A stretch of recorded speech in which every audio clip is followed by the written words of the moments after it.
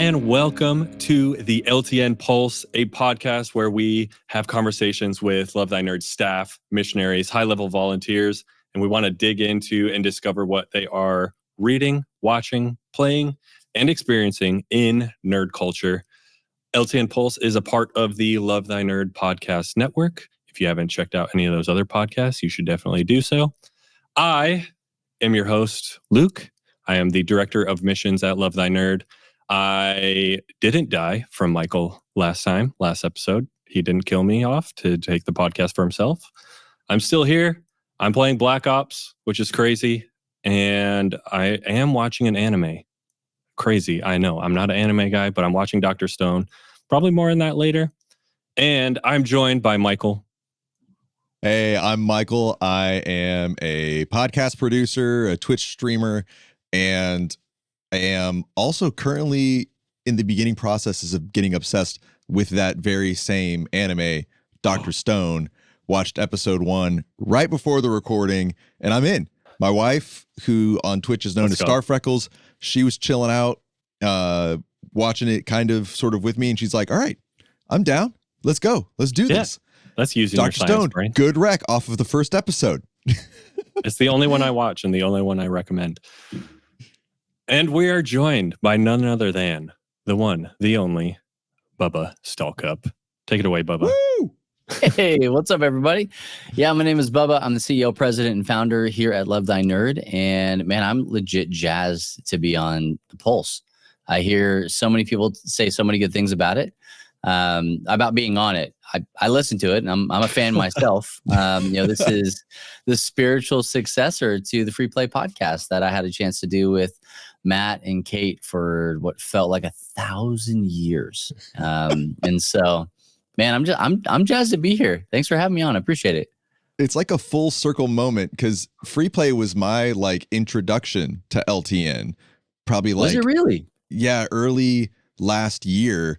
That's how I found out about LTN as a whole. It's how I got in contact with you, Bubba, how we started a conversation that led to another podcast episode that we won't get into. But that it's a full circle moment additionally because that was the beginning of my whole online Christian community journey. Yeah, it all began there, and now it's back. Look at it. Now I'm on your podcast on our network. What world is this? Boy, have the turns tabled. Look at them now. Tables. Oh, but yeah, we've talked about that often. We talked about Free Play as kind of the inspiration to this, of just digging into what people are up to in nerd culture, and both inside LTN, the community, and outside. And just what the heck's going on, because we have a lot of stuff that goes on at Love Thy Nerd. We really do. Yeah. The exhaustion. I had another conversation today with more things that we're going to be doing starting summer of next year. And so it never stops, man. Never stops. Well, a little peek behind the curtain, we're squeezing this in this week. This is at the time of recording, this is the week before Thanksgiving. Everyone is just gone next week. So we're cramming everything we possibly can. I have a minimum of 3 meetings a day, and we've got Giving Tuesday coming up. I'm excited about that one. At the time you're listening to this, when this episode drops, we're still having Giving Tuesday. More on that later. But I have it on good authority. We're going to have some special episodes of the LTN Pulse. So that is also what we're doing this week. So it's just, I was going to say, how good is your authority there, Luke? Yeah, I know. We'll have at least one. We'll have at least one. Yeah. I've actually got 2 scheduled. So good. Actually, okay. 3 scheduled. I'm learning something today too. Yeah, we got 3 scheduled. So come back, Giving Tuesday, lovethynerd.com/Twitch. I think that still works. Yeah, that's a thing. And catch some bonus episodes. But before I just derail the whole thing, let's dive right on free play fashion before you derail the whole podcast. This show is not unhinged, okay? We're keeping it real. We're totally professional. We're keeping it hinged. Totally. I don't do podcast. this for a living at all. Yeah, I was gonna say. At least one of us on here is a professional at this. Something like that. They ain't the Don't bearded tell him. boys Don't tell over here, anybody so that's for else. sure. And none of us are AI. Well, not yet, dude. Yeah. Oh man, if y'all watched the last episode with Saint Bear, he showed me today a podcast episode. I don't know if he made it, but it was entirely AI generated. Yes. Of a summary of NCMS. He didn't make like it. AI generated that. He didn't make that. Don't he let didn't him generate take it. Don't let him take the credit for that. He didn't make it. Okay. Speedum did, but yes, he fed it into Google's Notebook LM is what it's called, and you basically give it sources and then prompts, and it will take that and turn it into a podcast at whatever length you tell it, and it is absolutely wild. That episode is going to actually be the finale of the NCMU podcast this year. Fantastic. This season. Yeah. I listened to about like 60 seconds of that, and then I couldn't sleep last night. Dude, you should finish it. Oh, wait, the one that I posted or the one that was from the one you posted of NCMS? Oh, yeah. It sounds like real voices, but the way they interact with each other, it's just like it's just enough uncanny valley where you're dude. And it really is. It really is. Like they try to like talk over each other and then they'll stop. Oh, it's real Polar Express of podcasts. It really is. Yeah. That's Dude, a good way to put that. Speaking of Polar Express, somebody ran it through another AI thing and like I saw fixed that. it, and it looks so much better. It made it a different kind of creepy, if I'm being real. Like I don't know, because man. all those AIs, it's like parallax, and like to me, I don't need that in my life. Not today, anyway. I don't know. Sorry to all you Polar Express fans out there, but do you guys have a Polar Express watch parties at your church every year in kids ministry, where they all like dress up in pajamas and bring stuffies? No, it's probably a Texas thing. Yeah, it's a great thing. Yeah, that's my bad. Yeah. Oh, speaking of Polar Express, Bubba, what are you watching these days? Okay, so watching I've tried to put as much of my time and energy and effort into one show at a time as I possibly can. And that sometimes works better than other times. But it worked really good. It worked really good this time. And so in the last week, I started and finished the 8 episodes of The Penguin. And that is thanks to Matt Ormbeer, my bestie in the whole wide Westie. He was like, hey man, you got to watch this. I was like, yeah, okay, whatever. I like The Batman was fine. I thought it was fine. Okay. I think it got better the more I watched it, like the more times I sat down to watch it. The first time I was like, it's all right. It wasn't only really seen like it once. If you didn't like it, watch it again. Like that's all I got to say. It's like it just gets better with time. But I will say that I thought that the best character in the whole dang movie was Colin Farrell as the Penguin. And so I just thought it was a really like nice, refreshing take on the Penguin.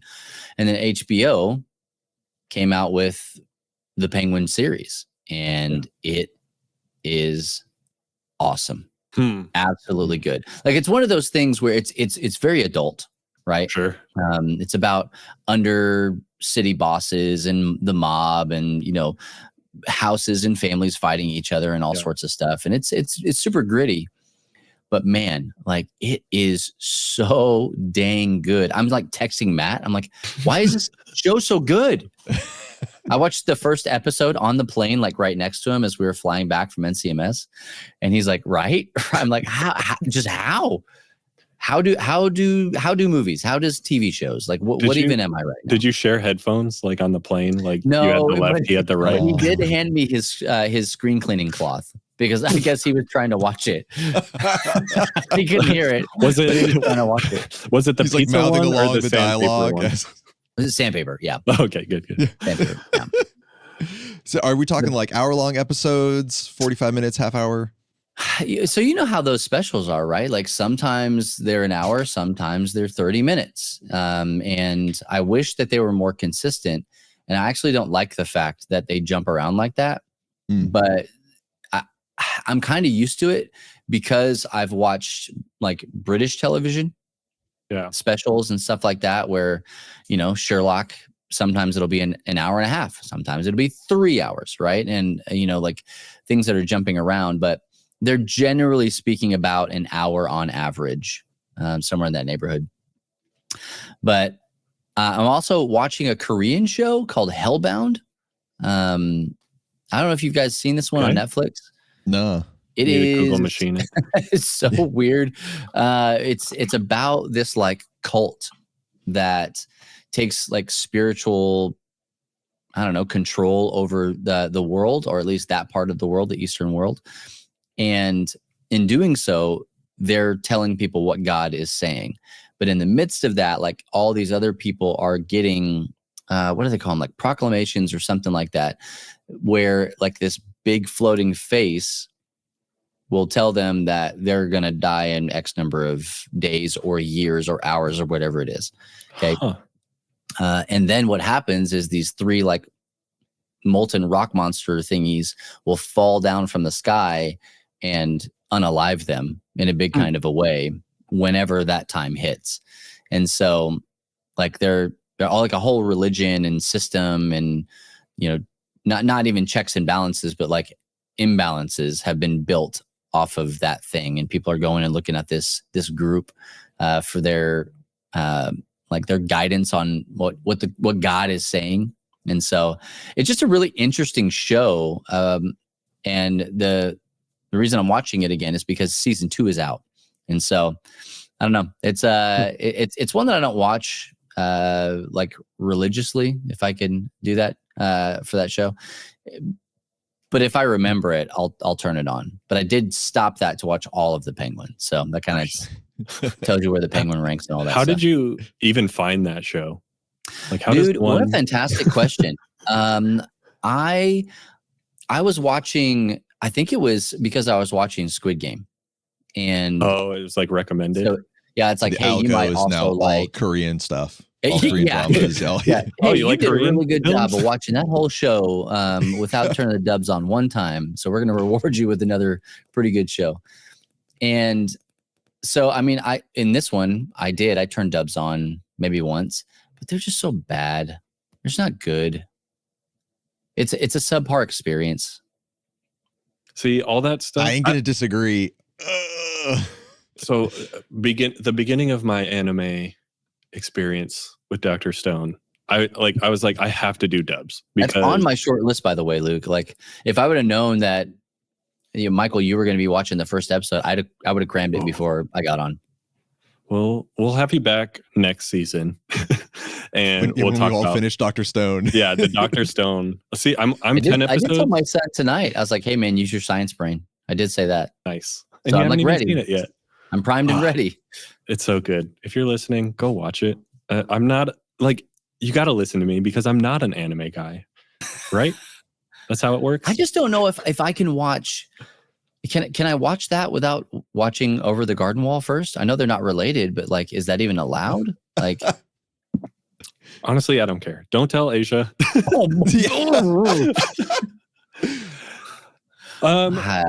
She's standing slightly off camera, scowling. She pops up behind you. No, now's the time to watch Over the Garden Wall. Like, it's the fall season. I guess it's perpetually fall, like through in Texas, all the way through always, January? man. It's summer, late summer, early summer, and like a week of fall, and that's all we get. Oh, a week of fall, so it's over. Yeah. Or okay. It's not a contiguous week, and so yeah, man, 7 days over the course of a year. Yeah, well, if you still got pumpkins out somewhere, you should definitely watch Over the Garden Wall before Michael and Saint Bear last episode saying Christmas starts November 1st. That's crazy. Dude, no. Christmas starts after Thanksgiving for me. Oh, really? I respect the sanctity of the giving of thanks. Saint Bear was saying. Saint Bear is ready to go. All right. Mariah Carey, she says that whenever Halloween is over, that you can start doing Christmas stuff. It's true. But we put up our tree. We put up our tree the day after Thanksgiving. and we're going to be on the road. We're going to be in Arkansas. And so my daughter said, "Hey, Daddy, can we put the tree up early?" And I was like, "That is a mommy question. I'm not getting involved in this." Yeah. Asia was like, "Can we put up stuff early?" And I'm like, "I guess so. I can't say no to you, but I Happy don't like wife, man." Yeah. No, my wife is listening, is absolutely listening to Christmas music, watching Hallmark Christmas movies while I'm at work. She is at home in full Christmas mode. Oh, and then dude. she very kindly, is not in Christmas mode when I'm back. Well, I see your Christmas lights behind you. Oh, these are all year round. Those are just festivity lights. Yes. Festive lights. Got it. Yes, holiday festive. lights. Absolutely. Yeah. Something to spruce up the background. You can't see it, but there is like one garland back there. It's kind of like blurred out. And then kind of overdoing it, aren't you, Luke? Well, it's a slow process. I told you how much I have going on this week. But I sent Bubba a picture of our kitchen table with some equipment on it. But it was surrounded by like Christmas stuff because it's a slow process. Like I said, it's happening. Yeah, it's happening. And you guys don't eat at the table anyway, so it doesn't matter. We actually did tonight, and it was funny because there's all these like Christmas pop figures like facing one chair, and Jacob sat there, and it's just like this like group of pop figures. Like he sat down and turned Thanos in an ugly Christmas sweater around. Like, I don't want you watching me. No, it's weird. This one's too much. All the rest of y'all are fine. Thanos, no. Yeah. What else you been up to, Bubba? What are nerdy stuff? What's going on? So, I mean, reading, watching, playing, and experiencing, right? Like, I don't normally have something in all of those areas, but I do have something in all of those areas. I just today started a book at the behest of my wife called The Ruthless Elimination of Hurry by John Mark Comer. And we just have a lot of stuff going on in our life. Like we're even talking about this week, and it is just wild bedlam. I mean, just thing after thing after thing. Trying to get time to record this podcast was like trying to squeeze something else into that little spot. And I mean, honestly, it's one of those deals where like we have got to figure something out as a family. We just have to. And we're going to have to eliminate some things. So she's like, "Hey, I want to read this book. I am reading this book. I would like to talk to you about it because it pertains to your schedule and my schedule, which a lot of times just don't line up." So that's what I'm doing, is reading that and playing. Man, I'm trying to play Black Ops 6. I'm trying. I'm doing my best. Okay. But I was telling Luke, I've only played total maybe 2.5 hours, 3 hours, maybe. That's like if I left it on and walked away for a little bit, I could count that time. That includes loading screens. Absolutely. Yeah. Well, dude, for me, the most of it was just trying to get the stupid game to load. I installed it. I pre-installed it, and it must have installed improperly or incorrectly. And so it just would fail every time I try and load it. How did you install it? Because there's like a dozen different ways. Game Pass. So I've got Game Pass Ultimate, and I was installing it on my PC, and there was just the pre-install button, and I did it like a month ahead of time or something like that, like whatever it was. But I think that the problem is that there's so many updates. Yeah. Oh gosh, every other time. Like, oh, we didn't get everything. Just start over.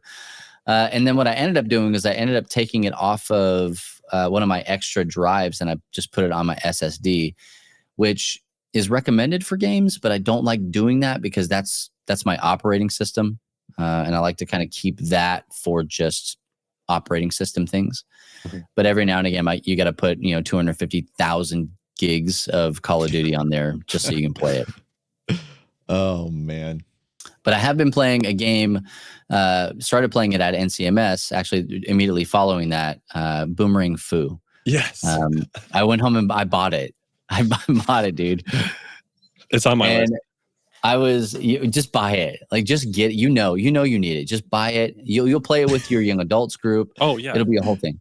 My Switch is at my parents' house. I left it there, which is why I didn't have it at NCMS. It's a whole story.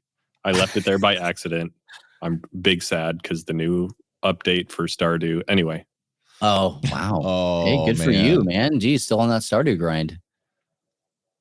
Those golden great. clocks. The Stardew grind never stops. I've never gotten the takes- golden clock. yeah. I'm working my way there, but and you won't if you keep leaving it at your mom's house. So, but I bought that game and it just I had such a blast playing it.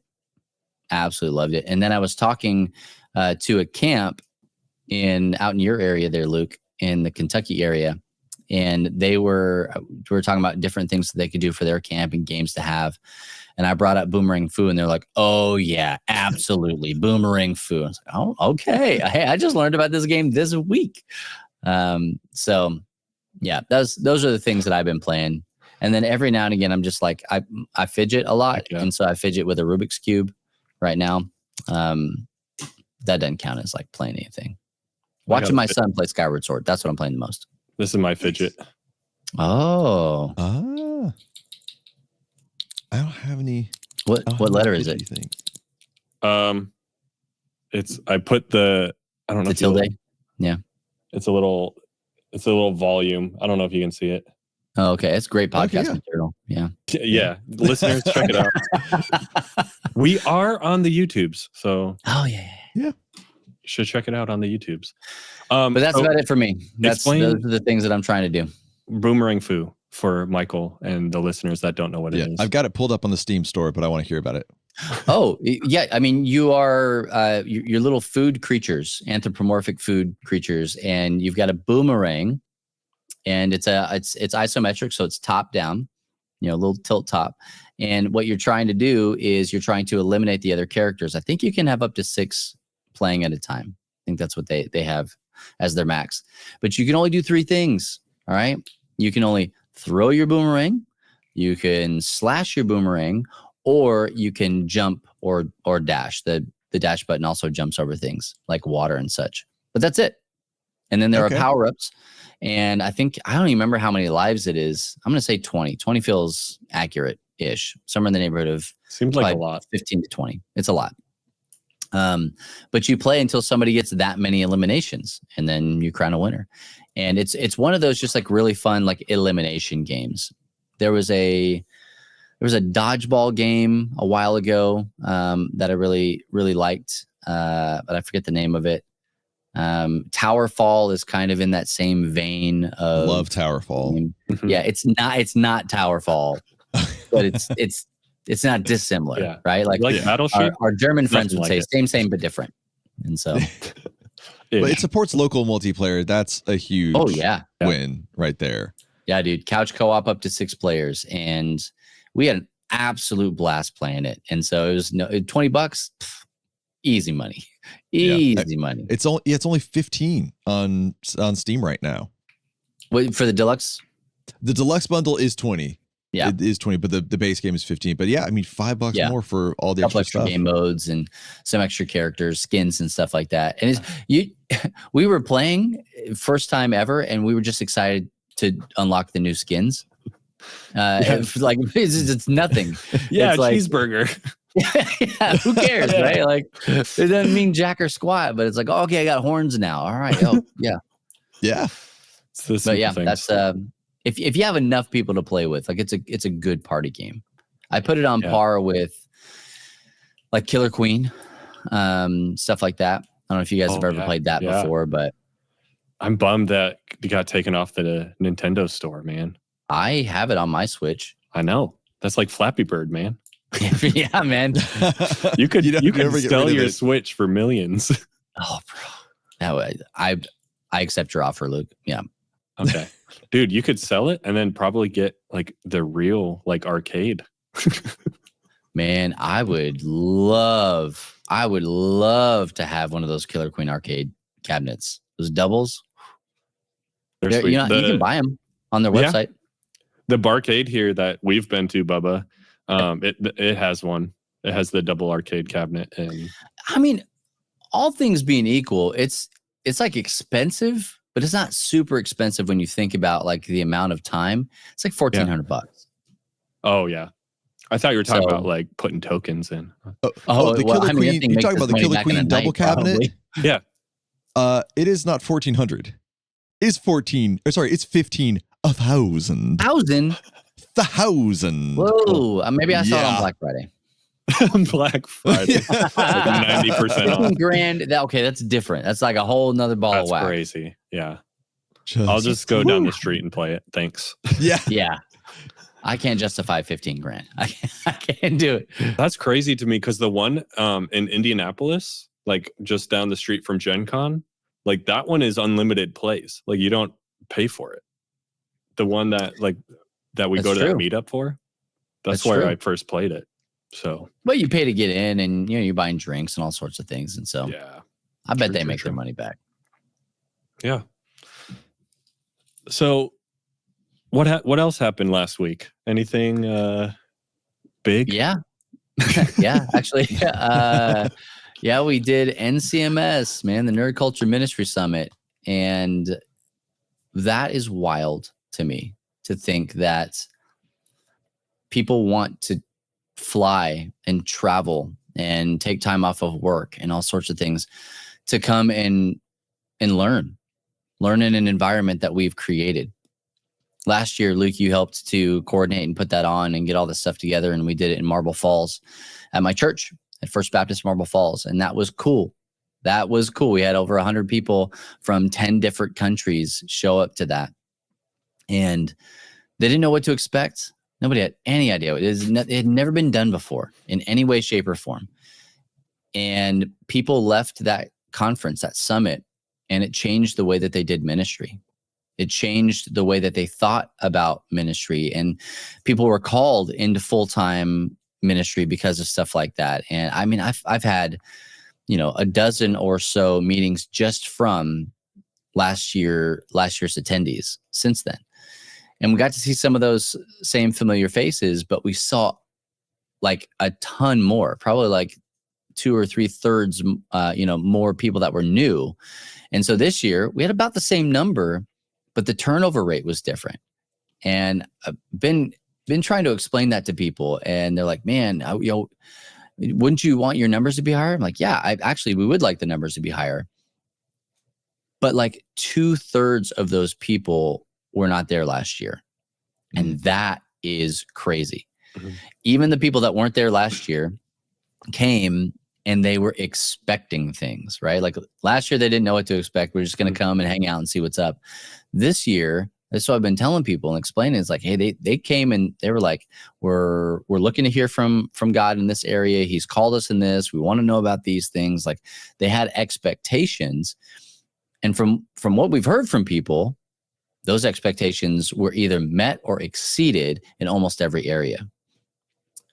And it's really cool when it's your thing and you think it's cool and you want to like show your friends something, or like your parents or people close to you, like, and they don't really get it.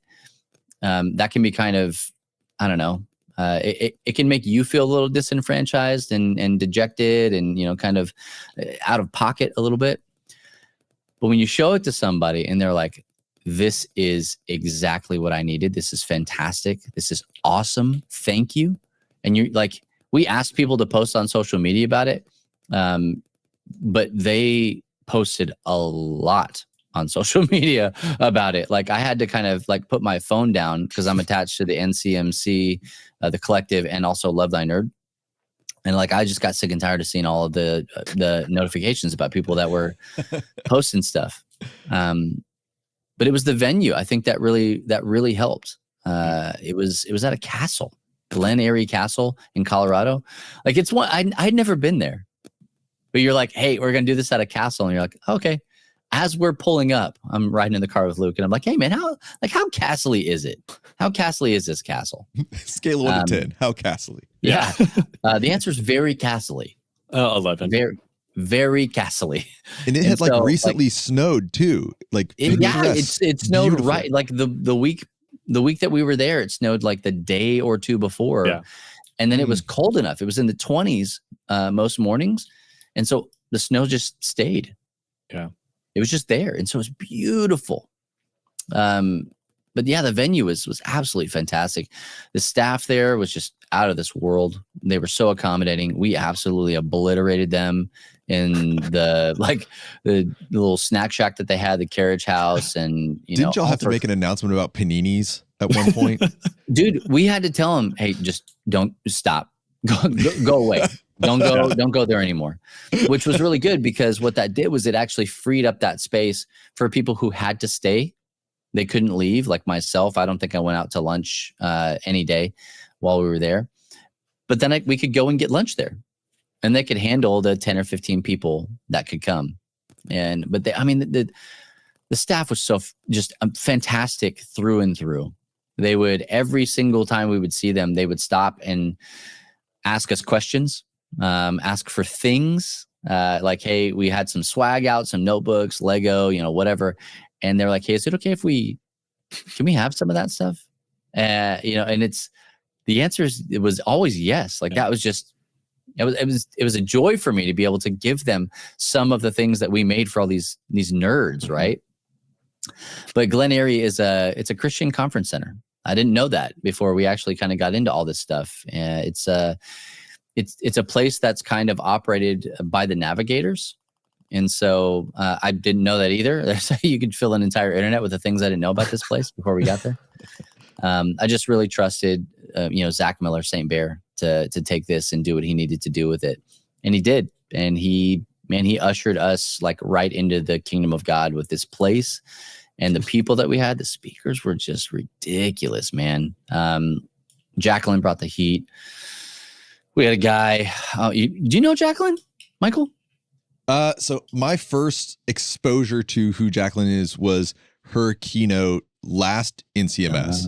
And I was like, she's the bomb, for one. Like, oh my gosh, speaking to my soul.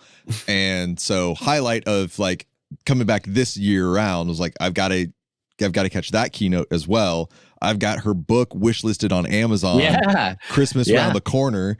So that was, that's my exposure to Jacqueline. We're supposed to get her on the podcast at some point. Luke, looking at you. Just ask her, dude. She'll say yes. Oh yeah, she'll do it. She's just the absolute best. And I was telling her this the other day. We were sitting down before, the night before she got up on stage to speak.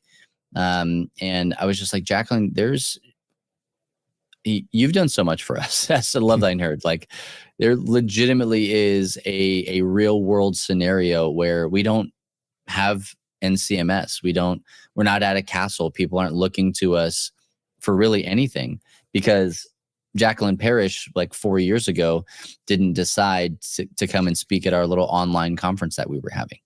And so like she took a chance on us, man. And because of that, I'm a big fan of like value propositions, and she adds a ton of value to us in academia.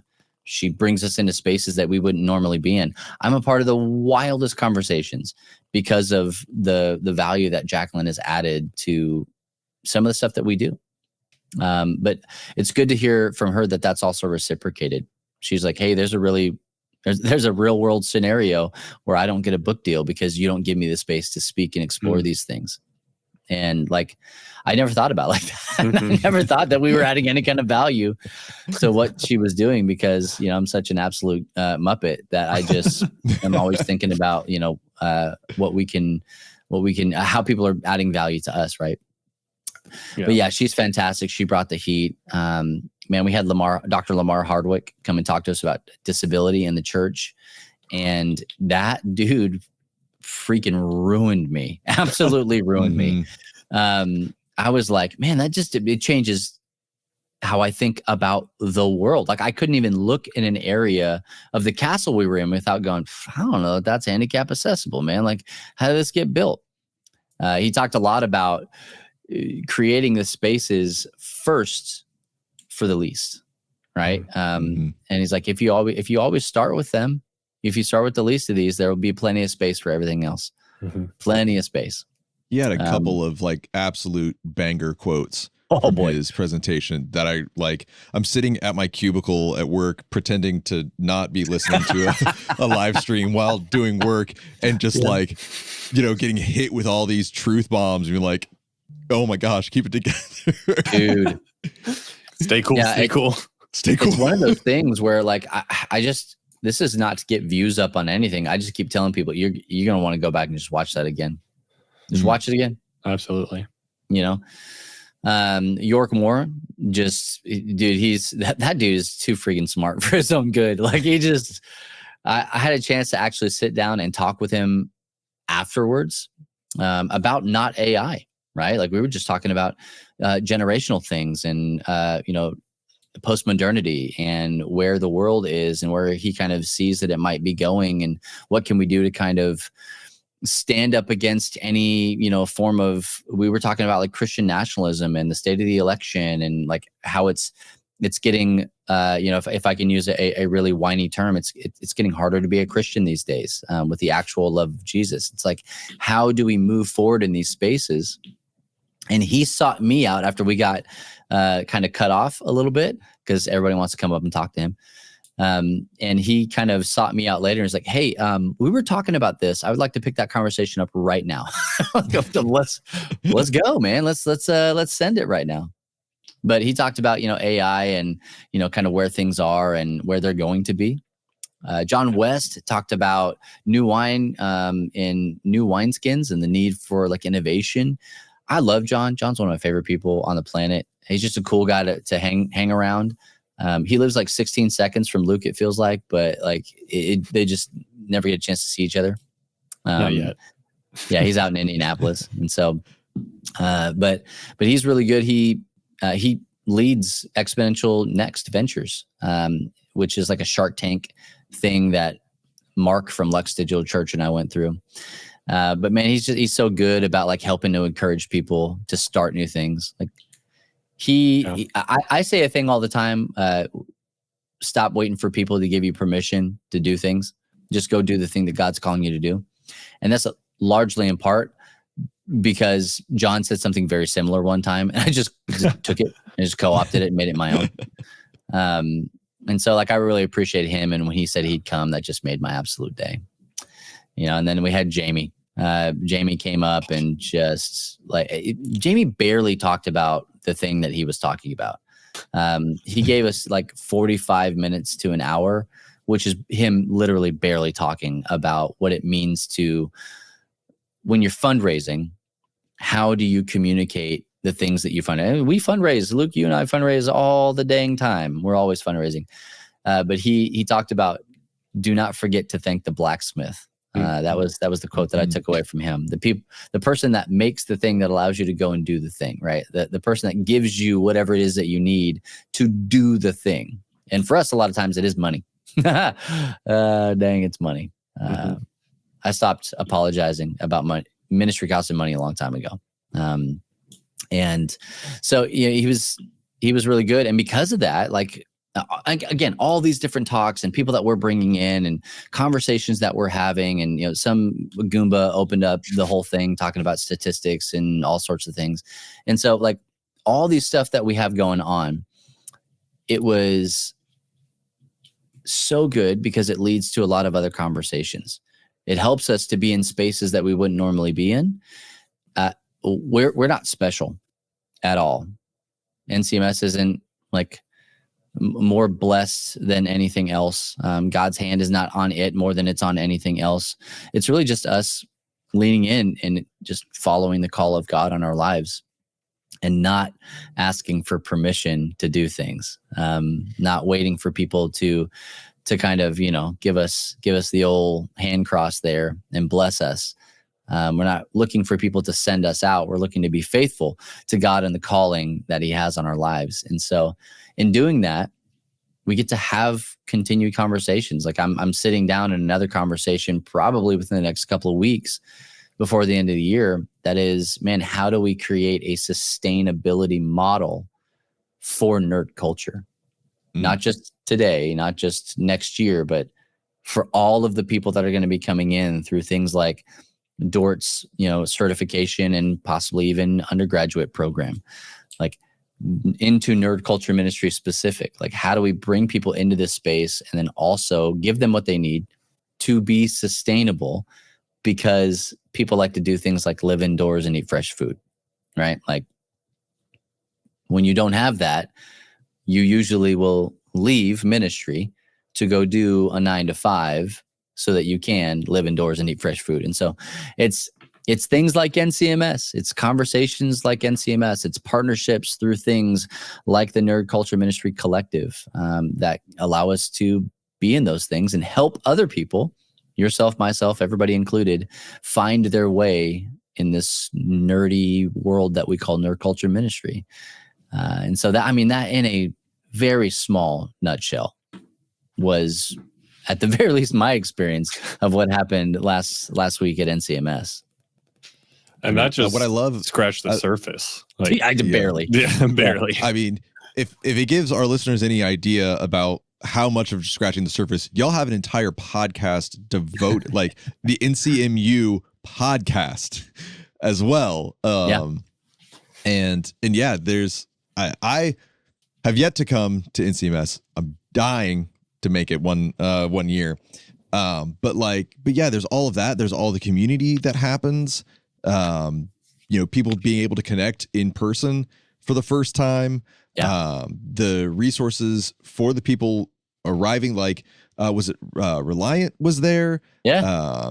And it's, you're not there to maybe listen and just learn, but to get stuff done, to get yourself equipped and built up to go out. We got some stuff done, man. We got some stuff done. I threw Luke in at the last minute, and that's my bad. I thought I told him about this, but I did not until the week of. But I kept telling people leading up to, I was like, Luke will be there. He'll be fine. He'll run the round table. No problem. He did a great job. Director of missions, right? I'm always ready to talk about missions, man. The round table was on Nerd Culture Missions, and we did not know. Again, we had about 100 people. We had 3 workshops going on at any given workshop time. And for the second and third days, one of those quote unquote workshops was just roundtable discussions. And you just never know how many people are going to show up to anything, because none of it's required, right? We're not taking roll or issuing demerits. We had 20 people both times. And both of those conversations were wildly different. I mean, they almost could not have been more different. And so but they're genuinely curious about these things, learning how to do nerd culture ministry by setting up digital church or starting a D&D ministry or looking into what it means to be a Christian game developer. There was just a lot of stuff that we did. It was jam-packed for 3 days. I feel like I got less and less sleep every night. But I woke up more refreshed the next day. It's one of those just really weird things. I came home and absolutely crashed. Let's be real. Absolutely crashed. I came home to a missions fair at my church. I got off the plane. You got off the plane, got a hamburger, and picked up my daughter from the crazy Saturday that everybody was having, went to my church, set up for the missions fair, went back, got up Saturday or Sunday morning, did the missions fair, forgot that I had something Sunday evening, which was an interview talking about missions and all sorts of stuff, did that. And Monday's when I crashed. But then I got up and had a board meeting, and then it doesn't end, Now you're recording some dumb podcasts. Dude, I'm telling you, I'm reading this book, The Ruthless Elimination of Hurry. Ironically enough, I'm reading it on 2 times speed. But I think if it's an audiobook, I don't think that should be allowed. But come on, that's how I read everything. No, I know. 1 time and half speed. It's the principle. Yeah. What if I read the book while it was reading it to me? I've thought about doing that at 2 times speed. But I feel you. Do you see the light at the end of the tunnel at all? Because for me, once I get past PAX, I'm I can breathe in for at least. Breathe again? Yeah. a couple See, for days. me, that light is before PAX, and I'm actually very grateful for that, because it's usually not. Mhm. Now, January is right around the corner, Mhm. and things start all the way back up in January, and that's totally fine. But I think that what I'm trying to do a little bit more these days is find these Sabbath moments. As much as I would really love to be able to have an actual day of rest, I think that sometimes that's a little bit much for people to do right out of the gate. Mhm. And you never know where that gate is until you're absolutely swamped. And then you're like, man, I should take a break. But you can't just take a break, because then like things will suffer. That's not good stewardship, right? And so finding ways to wean and step back, that's where I'm at right now. And yeah, I mean, I highly recommend that book. Yeah, I'm about halfway through It's on it my now. list now. Yeah. Nice. I got a thing from Audible today that was like, hey, activate this offer. If you spend 2 credits, you get 1 for free, or spend 3, get 1 for nice. free, something like that. I say this almost every episode. I have 12 credits that just keep. That's the max credits that I can have. Oh, So- really? I had 14 when I logged in today. Oh, well, I think the max credits for like free that you get from Prime, I think specifically. Oh, gotcha. Okay. So I'm going to get that book. Dude, I got another rec while we're just talking about it, because this came to me from St. Bear. He and I were hanging out after we did his recording. Death to Deconstruction by Joshua S. Porter. Yeah. Former band member. I forget what he did, but he was in the band Showbread, which was like hard punk, like hardcore Christian band from the early aughts. I'd seen them live like at least once. He's a pastor, and he wrote this book about deconstruction in the church, and it is phenomenal. Yeah, It's and John Mark Comer. So good. He what? And John Mark Comer. Oh, they wrote it together? Yeah. Oh, So well, there you go. Yeah. Oh, there it is. Yeah. Josh was, I see. If you only search it, you only see Josh S. Porter. But yeah, highly recommend it. I actually, I think like within a week and a half, it's not very long. It's like 7 hours or something. Yeah. Just under 8 hours. I listened to all and of at 2 it. times speed. I mean, You knock that out in It'll an be done afternoon. in no time. Bubba, before we get out of here, what is next for NCMS? What is that's a really good question, and we did our best to try to answer that at NCMS, and so we're doing a 1-day event at Exponential West, and that'll be next year, 2025, in California. I think it's in like the mid California-ish area. I forget exactly where, but the cool thing is that you can use promo code NCMS to get $29 off per ticket. And we didn't even have that. We got that code after NCMS. Nice. But this is an exclusive if you want to do that, which we do encourage you to do that. You get access to all of Exponential, which is a fantastic conference. I'm not blowing smoke. I went to that thing and it was absolutely wild. It's like geared kind of towards church folk and church planters, but it's all about like, man, how do we continue to move forward in ministry? Mm-hmm. New stuff all over the place. And so we're going to be there. I'll be there for sure next year. And we want to invite everybody to come out. But then 2026, right? Spring of 2026 will be our next NCMS in person, probably at the castle. I mean, we had so many people, dude. They were coming up to us and saying, "Hey, when are we coming back here?" Yeah. And I'm like, well, I don't know. And this was like day 1. I was like, I don't know, man. We're kind of on a different trajectory. But it was the more time we spent at that castle, the more time we spent with the people there, the more we heard from the attendees. It was like, I think we might have a riot on our hands if we went anywhere else besides this castle. Yeah. Or we just gotta find another castle. Yeah, we'll go to I don't know, Germany or something like that. I got like Google it. Castles? Yeah. Castles in the world. Google Maps, castles near me. But that's kind of what's on the horizon. But do us a favor, follow us on all the social media, at Nerd Culture Ministry Summit, Nerd Culture Ministry Collective. You can also go to ncmsummit.com, and all the way at the bottom there's Discord. Follow us, join that Discord, become a part of it. And you can watch the last 2 years for free, no paywall. Like, I tried to explain this to somebody at NCMS that we could charge for an e-ticket for people to come. But what I really think that is the selling point of being in person at NCMS is all of the conversations. Being at the castle now is a huge selling point. Having those late nights, and being able to experience everything in the moment. Like, it's something otherworldly. And ncmsummit.com. Check it out. Yeah. And next time they're going to have 2 panini presses. So I'm going to bring a panini truck, man. That's what we're going to do. Have all the... If you're going to NCMS next time, pack your own panini maker. Yeah. BYOPP.